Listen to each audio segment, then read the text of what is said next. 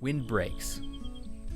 Windbreaks are strips of trees and shrubs planted along the edges of fields. Dust Bowl era conservation programs have helped make windbreaks a common practice on farms. Windbreaks protect soil against erosion and can protect sensitive crops from wind damage, boosting yield. Windbreaks can also facilitate greater water availability to nearby crops to support yield and can filter and block dust and pesticide drift from neighboring farms.